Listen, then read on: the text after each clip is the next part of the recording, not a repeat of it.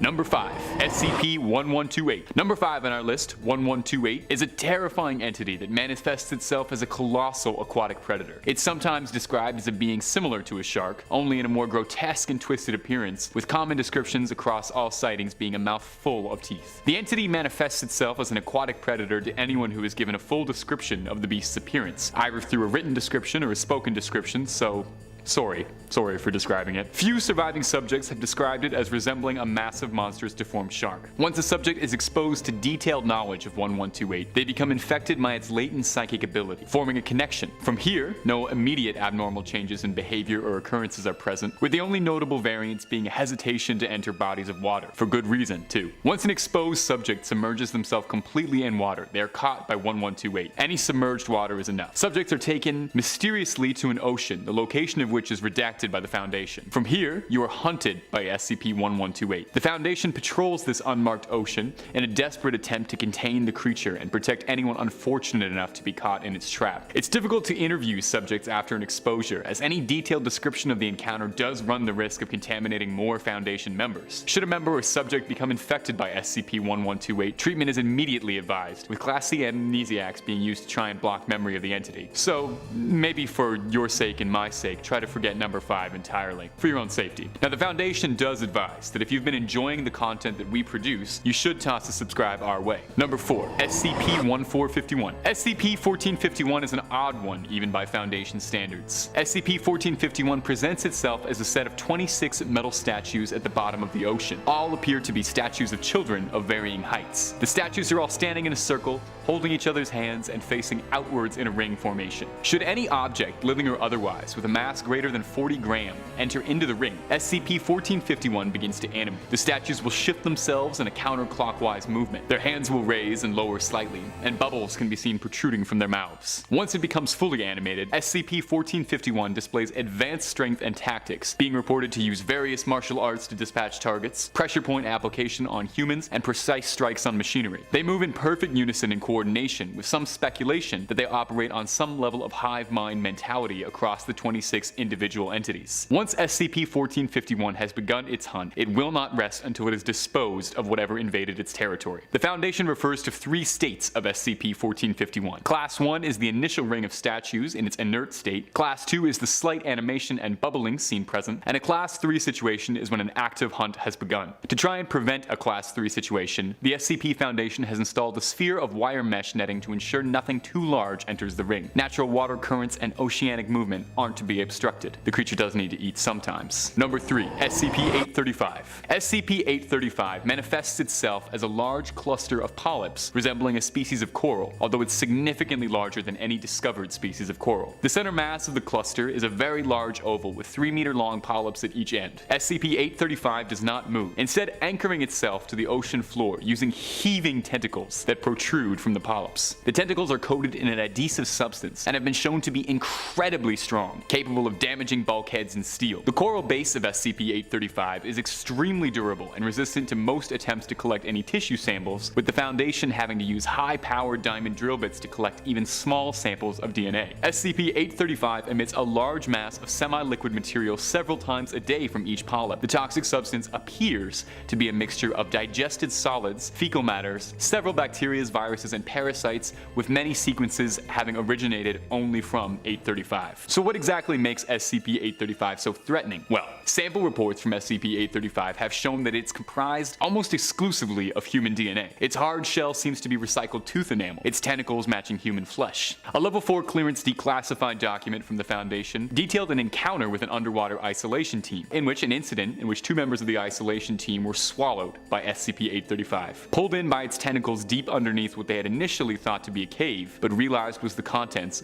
of SCP-835's stomach. The crew members reported descending deeper and deeper, spending up to 72 hours inside the creature's digestive tract, the insides of its intestines lined with remnants of unfortunate victims, claiming that they had been morphed into flesh, and there was a wall of faces crying for release. Eventually, one of the crew members was released, though after significant breaches to its suit, Unfortunately, he had to be let go from the Foundation. We thank him for his service. Number 2. SCP-1092. SCP-1092 presents itself as a class of Asteichthyes fish, and when the creature is matured, it resembles any number of other ocean-dwelling fish, with the only notable variance being its increased aggressive behavior, attacking prey. It's difficult for the Foundation to study, as only adult specimens can be studied, as in its juvenile phase, SCP-1092 are parasites birthed from a living host. Once SCP-1092 infects the bloodstream of its host, absorbing nutrients directly from the host's blood. Once exposed, the parasites initially are but a few millimeters in most its size, but grow many times their size, with the largest extracted one on record being 2.1 centimeters. There is insufficient data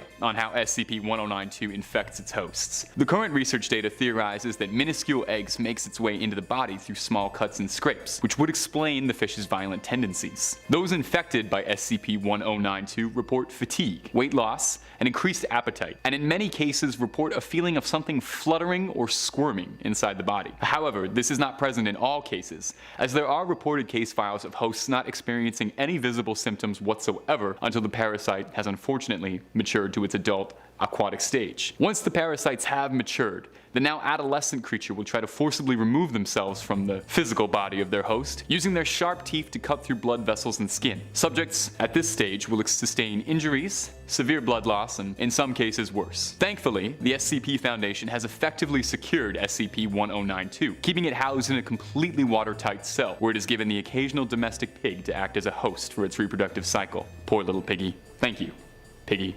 Thank you, Foundation. Number 1. SCP-3000. SCP-3000 is one of the most powerful SCPs currently being monitored by the Foundation. SCP-3000 is a Class 8 cognitohazardous entity and is a Level 5 classified document. I really shouldn't even be talking to you about this, but it's good to get this information out there. It is a massive, massive aquatic sea serpent that closely resembles a moray eel, only gigantic. There's been significant difficulty in efforts in trying to document its true size, but it is estimated to be anywhere between 600 and 900 kilometers in length, with its head measuring roughly 2.5 meters wide and its body as large as 10 meters in diameter. SCP-3000, thankfully, is typically a sedentary creature, not moving much at all, usually only responding to feeding. The majority of its body rarely moves. SCP-3000 has been known to be carnivorous, and when it hunts, it has been known to move exceedingly quickly. Fascinatingly, despite its gargantuan size, SCP-3000 does not appear to need sustenance to maintain its body's function, and thus its digestive process is unknown. Although complicating matters slightly is a process wherein SCP-3000 disperses a thin layer of viscous dark gray sludge through its skin whilst it consumes its prey. It doesn't stop there though. SCP-3000 has been recognized to cause severe mental damage in those who research it. Direct observation and study has been proven to cause mental alteration in Foundation researchers, experiencing paranoia, fear, anxiety, memory loss, and most worryingly, inexplicable severe headaches. It's unknown how SCP-3000 causes this, but the theories are that it has a latent psychic ability. There are some who believe SCP-3000 could be an old god that has found its way into our world. The creature is too immense to be contained in any Foundation facility, instead being kept in a clandestine area of the Bay of Bengal, in an area barred from the public, routinely patrolled and surrounded by Foundation vessels. Be extremely thankful that the brave members of the Foundation are researching and containing this. Secure, contain, protect. Those are the goals of the Foundation. Number 5. The Kraken. Over the port side, boys! There she blows! Batter down the hatches! The Kraken's here! I'm sorry, I absolutely could not resist. I'm just trying to paint you a picture of the scene here. The Kraken is an absolutely legendary sea monster, harking back to old sailors' tales from the 17th century. It started as an old Nordic legend and was said to haunt the waters from Norway through Iceland. But as its legend grew, stories of the Kraken would be passed throughout the world, carrying on from sea to shining sea. It's widely theorized that the legend of the Kraken began with sightings of the colossal squid, a creature almost as mythical as the Kraken itself. An old fisherman's tale, it's depicted as a colossal cephalopod, capable of crushing a fully stacked galleon with its tentacles and bringing it down to the ocean floor. If the tentacles and its heaving beak aren't enough, it also creates whirlpools around it, as it drags your doomed ship down with it all the way down to Davy Jones's locker. The Kraken probably has one of the best PR agents in the sea monster community, being the subject of stories, songs for centuries. finding its way into numerous movies, a career-making role in Clash of the Titans, a very strong supporting role in the Pirates of the Caribbean franchise really helped elevate it to stardom, even finding its way into a bunch of video games over the years, serving as a boss for players in God of War, Sea of Thieves, and for the real OGs out there, RuneScape as well. When it comes down to who could defeat who, it's not even a question. The Megalodon wouldn't get so much as 30 seconds with the Kraken. The Kraken of lore was crushing ships in seconds. You think it's even gonna notice crushing a shark? Number 4, the Loch Ness Monster. Now, the Loch Ness Monster is probably the most famous sea creature of all time, and probably one of the most famous Scottish things of all time, alongside William Wallace, kilts, and haggis. It's also one of the world's oldest recurring cryptid stories, with the first reports of Nessie going all the way back to the year 565. And since then, Nessie has delighted cryptozoologists the world over, becoming a cultural icon for Scotland and the Loch Ness as a whole. There's been several concentrated efforts to really find the Loch Ness Monster over the years, and while nothing has ever officially shown up on a sonar or radar, that has never stopped the stream of sightings and photos of the Loch's gentle giant. Nessie seems pretty benevolent. There's never been a story or an allegation of the Loch Ness Monster eating or hurting anyone, usually just sticking its cute little head out of the water for a quick little blurry candid to be discussed and analyzed for years. Let's talk serious for a second here. In the ring, squaring up in a 1v1, I've absolutely got Nessie over the Megalodon, easy. That long neck is gonna wrap around the Meg, get that thing lassoed. You know, the Meg is big, sure. But the Loch Ness Monster clearly has some stealth capabilities. I mean, it's been eluding capture for the better part of 1,500 years, so I've got to imagine that Nessie's got to know some pretty good tricks for hiding. But more so than anything, Nessie's got the people of Scotland riding for them. You're not just messing with a sea creature Megalodon, you're messing with a beloved cultural icon. It would be like going to war against raccoons in Toronto. The people just won't stand for it. Number 3, Umi-bozu, translating to sea priest, is a yokai appearing in Japanese folklore. It's depicted as a large, shadowy figure looming out of the water, appearing to sailors, breaking the ship as it rises, and demanding a bucket from whatever unlucky sailor happens to cross its path. Maybe it's got a leak in the roof. There's some differing opinions onto what the origin of the Umi-bozu is, as there's no specific origin to its legacy or one tale we can point towards. But it's generally agreed that the origin is that they are the spirits of priests who were thrown into the ocean by villagers for one reason or another, and because these priests have had nowhere to lay their bodies to rest, their spirits inhabit the ocean and take the form of a dark specter, haunting and taking retribution on unfortunate souls in the waters. I'd never heard about this creature until researching it for this video, and I've got to say it has got some fantastic folklore. You really should do yourself a favor and look up Umi-bozu after. The Umi-bozu rising from the sea and asking if you've got a bucket for it is hilarious, like it's more of an annoying roommate than a sea monster asking if it can borrow something. Folklore says the Umi-bozu would cling onto the hull of the ship and shriek at the sailors, sinking them down. The Umi-bozu's weakness? The smell of smoke, apparently. So if you're looking to get rid of one, light some sage up, I guess, or light something. I'm sure that's very easy to do when you're on a wooden boat in the water. Now, squaring up against the Megalodon, this one, I actually do feel like it could go either way. The Megalodon, giant shark, Umi-bozu, scary specter. But I am going to give the edge to Umi-bozu solely because I don't know if it's got an actual tangible physical form or if it's just a shadow monster. You know, Megalodon can't really bite through shadows, I don't think that's one of its powers. As well, I could really see Umi-bozu pulling that little trick, you know, hanging on to the side of the Meg, asking for a bucket, and then the Megalodon, who presumably doesn't speak any languages, not understanding what's happening, gets dragged down to the bottom of the sea, never to be seen again. Number 2, Scylla and Charybdis. Scylla and Charybdis are sort of like a wrestling tag team duo as far as mythical sea monsters go. They worked in tandem, hounding opposite sides of a narrow strait of water, and famously clashed with the Argo Odysseus, made famous in Homer's Odyssey. The first beast, Scylla, was described to be a dragon-like creature, having 12 feet, 6 long necks, and atop each neck was a head full of razor-sharp teeth. Sailors unlucky enough to pass through Scylla's territory were swooped from their vessel and swallowed whole before they'd even know what would happen. That doesn't sound so bad, you know, all in an instant. There's some speculation that perhaps the original Scylla was a very dramatized account of sailing through an underwater reef, which would definitely provide some explanation as to why a writhing mass of limbs and teeth would be shredding through a ship's hull. But Scylla is only one half of this dynamic duo, the Robin to Batman, and the other half is Charybdis. Charybdis is a little harder to describe as it has no agreed appearance. In the original myth, the Odyssey, Charybdis presents itself as a whirlpool, savagely swirling around, creating the tides and pulling passing ships into their doom. Maybe it's just a little camera shy and it lets its more handsome sibling take a lot of the front-facing business. However, of the two, it could be argued that Charybdis was the more dangerous of the two, as during the Odyssey, Odysseus chose to sail his ship closer to Scylla than Charybdis, figuring that it was wiser to lose 6 men to lose the entire ship. Very wise guy. Now, the Megalodon. Drop out of this one before you even try.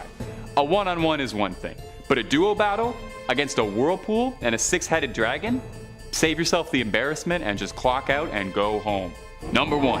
Jormungandr. Jormungandr is another old Nordic sea legend, also known as the Midgard serpent or the world serpent, and is a serpent so large that its tail would surround the circumference of the earth and all its oceans and loop back around onto itself inside its mouth, creating an Ouroboros.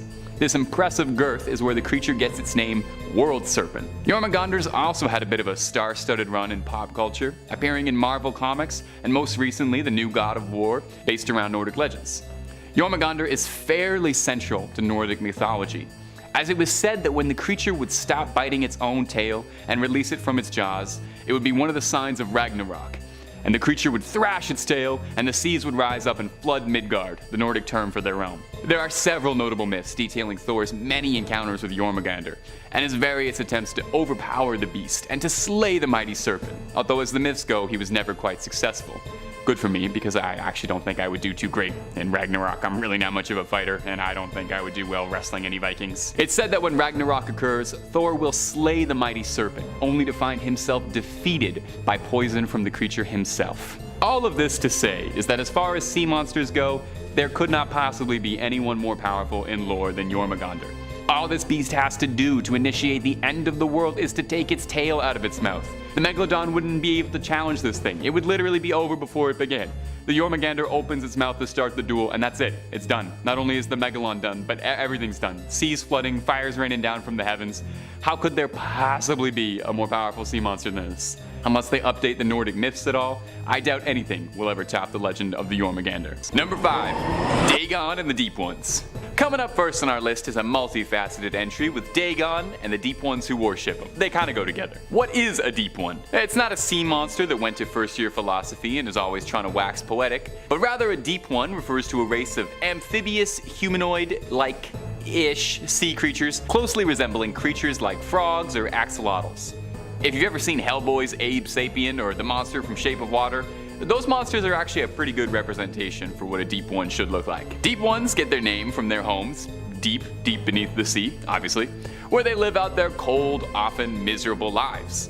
When Deep Ones do venture to the surface, they do so to sweep humans under their influence, promising them riches in exchange for worship, sometimes even mating with them, creating disgusting hybrid Deep Ones. And first and foremost, to ingratiate them into the cult of Dagon, worshipping their master, Dagon, a massive Deep One of fantastic power. Dagon appears in the short story appropriately named Dagon, which is also a great jumping on point if you've ever been curious about reading H.P. Lovecraft and you didn't know where to start. It's one of the first appearances of any of the Lovecraft monsters at all. Dagon is worshipped by humans and Deep Ones in equal measure, no doubt thanks to his influence. Dagon is immortal, massive, and commands a lot of respect. It's unknown what the full extent of Dagon's power is, but given that he's an immortal sea monster with dominion over a race of pelagic nightmares that do his every bidding, let's assume that if he really wanted to stir up trouble, it would not be that difficult for him. Just ask the town of Innsmouth how they feel about their master.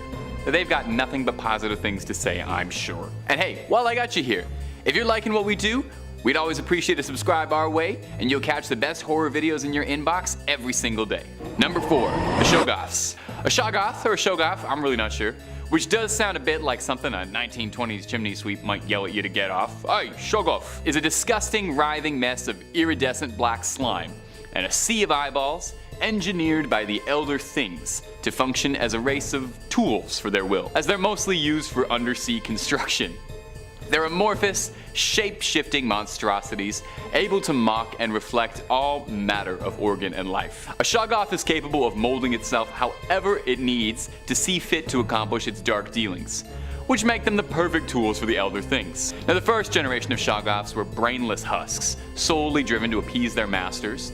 But over the eons of their existence, the Shoggoths began to mutate and develop a low form of consciousness, eventually rising up and overthrowing the Elder Things altogether and working for themselves to build their own cities, where they now reside in their city in Antarctica, poorly imitating their old masters, shrieking "Tikali, Tikali" over and over, an old rallying cry the Elder Things would shout at the Shoggoths to get them to work. Poor little amorphous shape-shifting monstrosities. Now, although a Shoggoth was intended to serve mostly as a being for construction, they're not without their abilities. A Shoggoth is hulkingly strong, capable of crushing a human in seconds, and they're known for using their brute strength to solve problems in their way.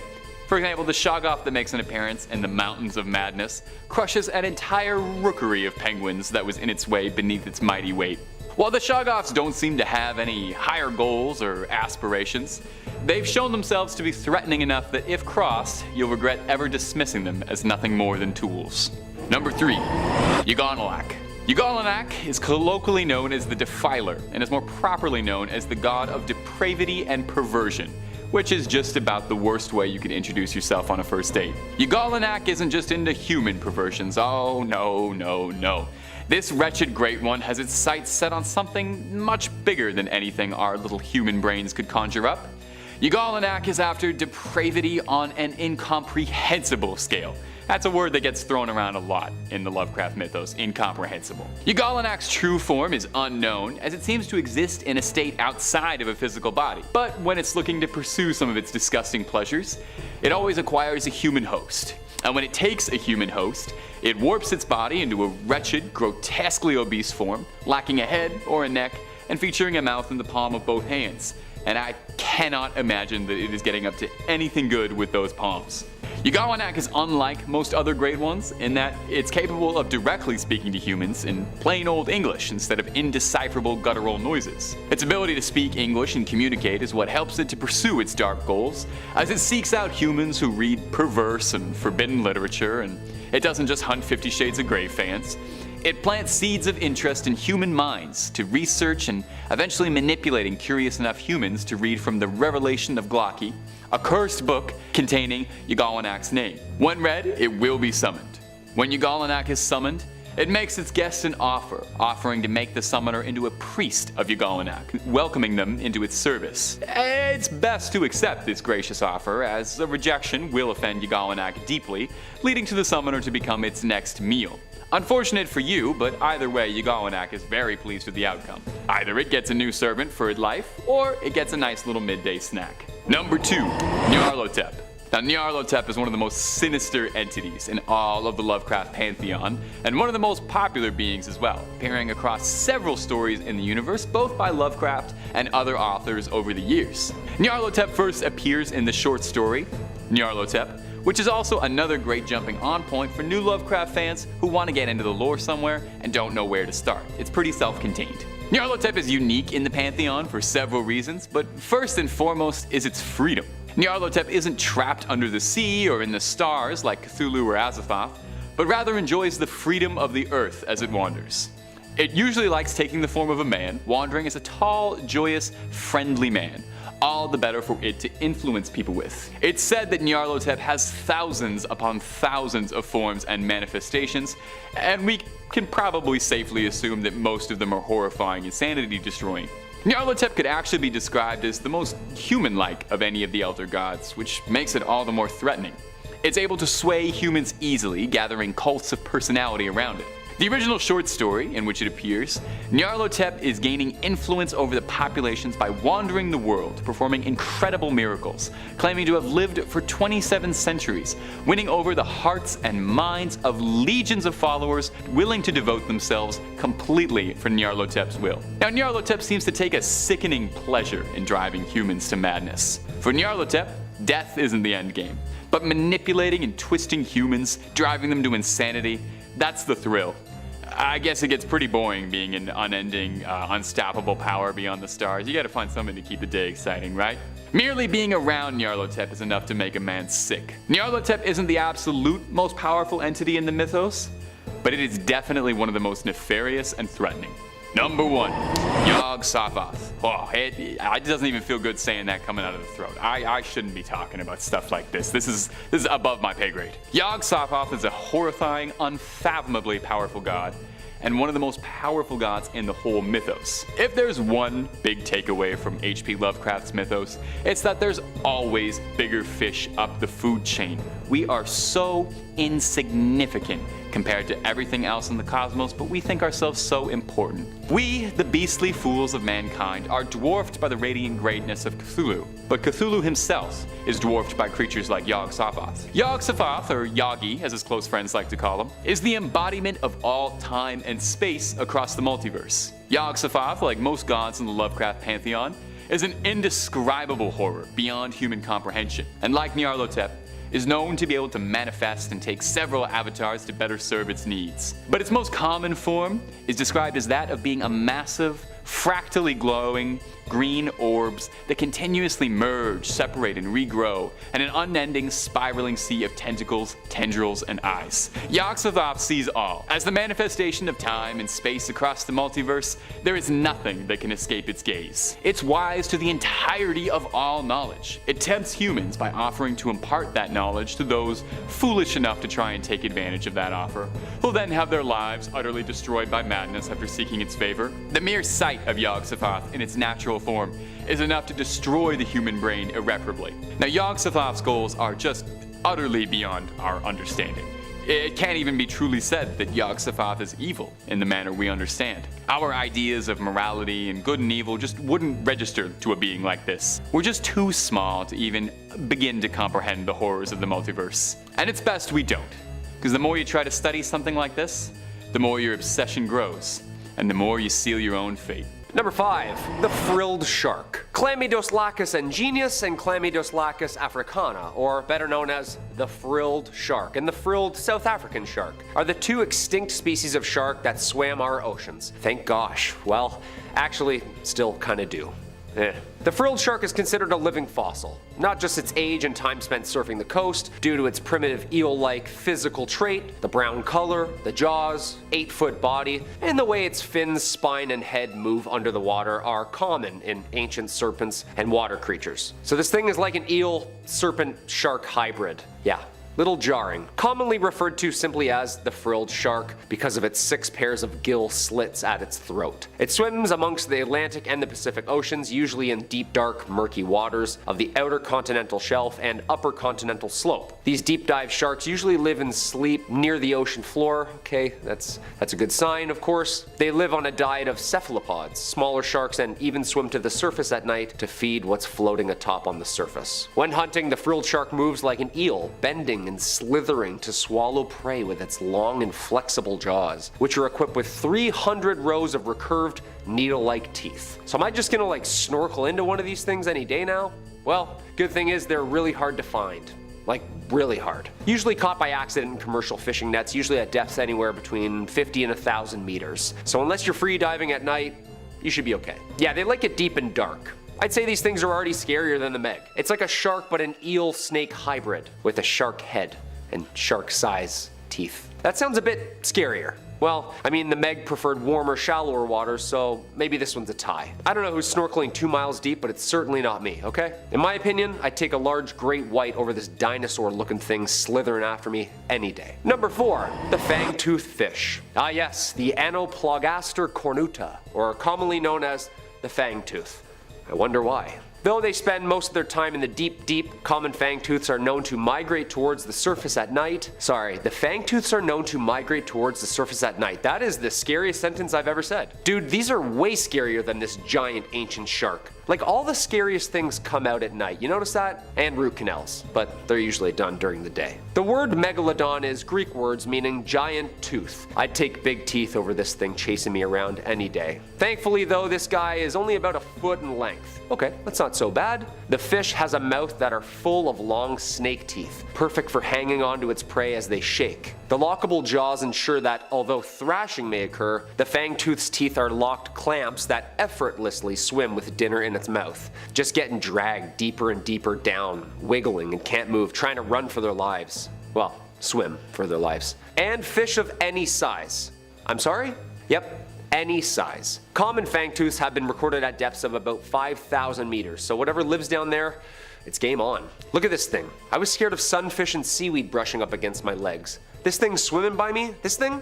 It looks like a night terror in itself, stalking their preferred prey of crustaceans and, of course, other fishes the same size. Common fangtooths are more active than many other deep-sea fish and seek out food for meal and sport rather than being purely ambush predators eating when they're hungry. That's terrifying. Packing up for the long winter, huh? Their huge mouth and very long teeth ensure that they are able to attack prey and actually hold on while they relocate them to a deeper, darker spot where they can kind of take their time on the meal. I've swam with sharks. In my opinion, this thing's way scarier. Like, eating small critters running around the ocean floor, sure, but also imagine eating something the same size of itself with teeth? No problem? Slowly devouring it, bite by bite? Yeah, that's way scarier. Come on. Just reattaching itself every bite? Taking you along for the free ride? Yeah, that's horrifying. And number 3, the Bigfin Squid. Of the genus Magnapinidae family, the Bigfin Squid, or as I like to call it, this ocean alien with shoulders, belongs to a group of rarely seen cephalopods with a distinctive morphology, meaning they're really, really weird and rare. Magnapini meaning big fin, of course. The first record of us catching and looking at this family comes from a specimen talismani caught off the Azores in 1907. This was our first look at this bizarre fish, but due to the damaged nature of the find, little information could be extracted and was classified just as a squid. The problem is when you pull these things out of its atmosphere, it just looks like a piece of wet crinoline dress all of a sudden. Don't get the whole terrifying effect, you know? In 1956, a similar squid was caught in the South Atlantic, but during the 80s, 2 specimens were found in the Atlantic, then 3 more were found in the Pacific, and eventually the creatures found a place amongst the books as its own species, entering the family Magnapinidae. Squids. Okay, so it's not actually a squid, but loosely related. Like a third cousin of maybe alien origin. This thing looks like it crashed here on an asteroid, I'm just gonna say it, doesn't it? Like there's only 12 of these, not many. The arms and tentacles are the same length. The appendages are also huge and held perpendicular to the body, creating the appearance of a illusion of arms and elbows, giving its trademark alien figure. Most remarkable is the length of the elastic tentacles, which has been estimated around 20 to 30 times its mass and length. Deep sea video evidence puts the total length of the largest specimens at 10 meters long. Yeah, that's 2 trucks. Close-ups of the body and head show us that the fins are extremely large, being proportionately nearly as big as those of a big fin squid. Hence, the comparison. While they do appear similar, no specimens or samples of the adults have been taken out of the water yet, leaving their exact identity, bodily functions, and internal organs a mystery. Awesome. Yes, more mysteries under the water. Alright, I only had really bad night terrors already. Let's just add this in there. Yeah, I'd take a shark swimming with a brain at me rather than this alien thing swimming up to me and just staring at me, trying to understand me for about an hour. Terrifying. Number 2, the Gulper Eel. Eurypharynx pelicanoides. The pelican eel, or what I just said, is basically a deep sea eel. Like deep, deep sea. If you've seen the Ridley Scott's Alien film franchise or the Predator universe, you'll know that this thing looks exactly like that.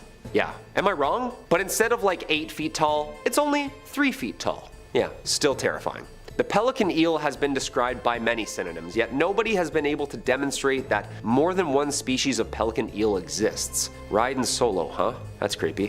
One of a kind kinda deal. It's also commonly known as the gulper eel, or umbrella mouth gulper eel, due to its terrifying size and function of its mouth. The mouth and jaws resemble a pelican's gulp, hence the name. The morphology of the pelican eel can be difficult to describe because they're so fragile and oddly shaped that they become damaged when they're pulled out of the deep sea's immense pressure. We can't just swim all the way down there and take pictures, you know? The pelican eel's most notable feature, its mouth, which is much, much larger than its body, like 5 times the size. The mouth is loosely hinged and can be opened wide enough to swallow a fish 3 times its size. This thing has like a lower mandible of a python, just like unhinging it before dinner. The lower jaw is hinged at the base of the head with no body mass behind it, making the head look abysmally huge. It's basically a swimming mouth with a spine, tail, and I think a brain? Yeah, we don't really know yet. With dot-sized eyes, yeah. It usually is always moving too, rarely stationary. It hunts in some sort of